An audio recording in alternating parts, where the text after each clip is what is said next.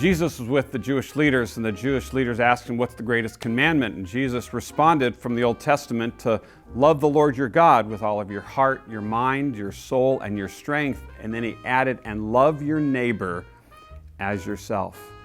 Then he also concluded that important commandment. He says, I am the Lord. In other words, this came from God himself. So we're to love others, and we're to love God. A neighbor would be anyone that is close to you. In fact, the Old English word for neighbor means near or dweller. So a neighbor would be anyone that is close to you, specifically your neighbors, those living around you, your work associates, who do you go to school with, maybe who you do hobbies with. Those would be your neighbor. So when thinking about loving our neighbors, I want to give you some practical advice. The first one is, how about knowing your neighbors' names? Gee, there's a concept. Mavis and I have a grid of our neighbors' names. In fact, here's a grid that was given out a few years ago, and here you are. This is us. And then around us would be all of our neighbors' names.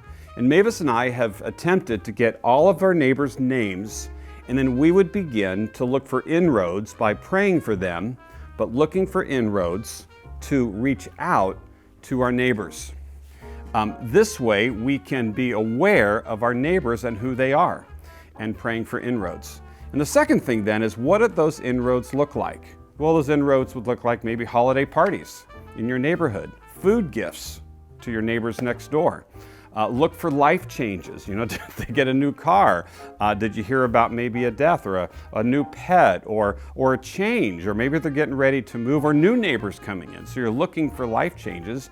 And Mavis and I have done this, and we've made some inroads into our neighborhoods. In fact, when I call out to the lady next door who lives in our house, her name's Courtney. And I said, hey, Courtney.